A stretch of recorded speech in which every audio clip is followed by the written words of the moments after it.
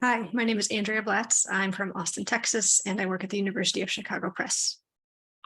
Hello, my name is Pallua. I'm from Zagreb, Croatia, and work with academic journals at Libertas International University. Our project is called Founding, Running, and Improving Scholarly Journals, a comprehensive look behind the scenes. So we set out to see what resources exist for people who are looking to either start a scholarly journal or improve one that has existed for any number of years. We present the results of two parts of our project. We did an online questionnaire and some interviews conducted with different scholarly publishing professionals. Our interview and questionnaire aimed to see what gaps exist in educational content and see what obstacles scholarly publishing professionals face in terms of accessing knowledge to improve or found a journal, and also access to best practices. So assessing the data we collected, we created a compendium of resources.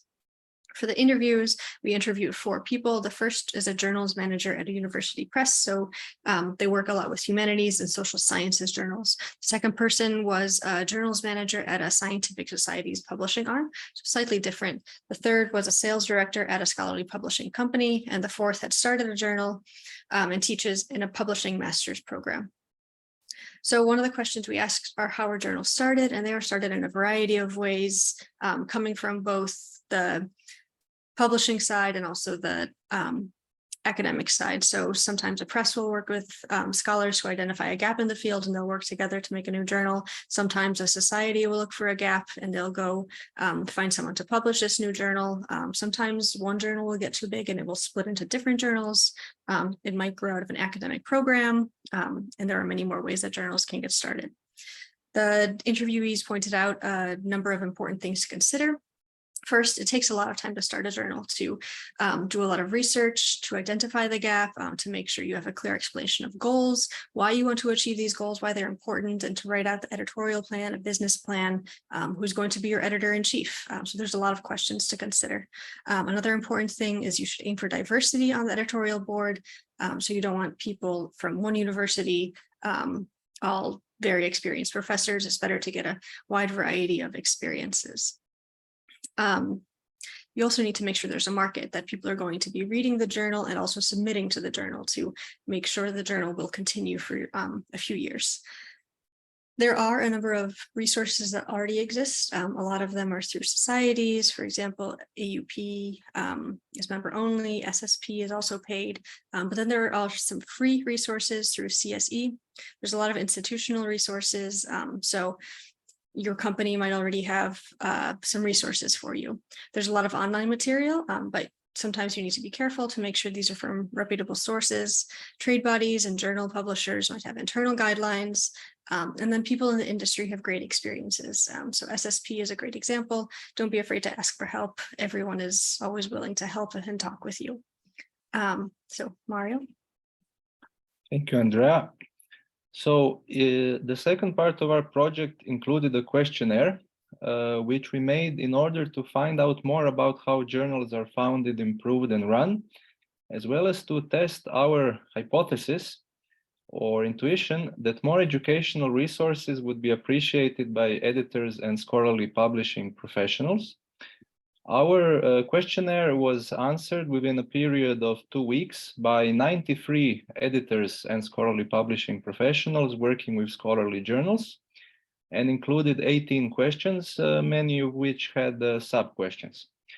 Analyzing the data, we came to 4 main conclusions. Firstly, that a large majority, or 80% of editors, would prefer more educational content being available and accessible. We segregated the data by geographical area and noticed that this result holds even for advanced markets such as the US. In our data, we noticed a paradox in that editors answer that there is enough educational content and that it is also accessible enough. And this phenomenon also appears in other questions. But still that they would like more, as previously stated, 80% of them, which we interpret is in that they can get by with the current offer, but would greatly appreciate more. Our second conclusion is that editors believe that currently educational content is most lacking in the most specific areas, which is founding and improving scholarly journals. Our third conclusion is that editors would prefer new educational content to be delivered in modern or digital formats, such as websites, online courses, comprehensive websites with multiple types of content, video and audio content, and similar. And that the good old book is no longer that popular. Our fourth and final main conclusion is that many editors are willing to pay for such educational content, in that 57% of them stated that they are or might be willing to pay, and that the average editor that said that he or she would be willing to pay is willing to pay a sizable amount, $69.5 per month, if it was a subscription basis. For all of these reasons, we conclude that there is a large untapped demand on the market for more educational resources relating to scholarly journals, especially those in modern digital formats. Finally, in addition to our poster and this video presentation, we created free documents which you can look at. The first one is a non-exhaustive compendium of resources for scholarly journals. The second one is a document with our results presented in more detail, including both the interviews and the questionnaire. And the third is the raw data of the questionnaire for those wishing to analyze the data further. We thank you for your attention. We hope you liked our presentation, and we are at your disposal for any questions in any medium you prefer. Thank you very much.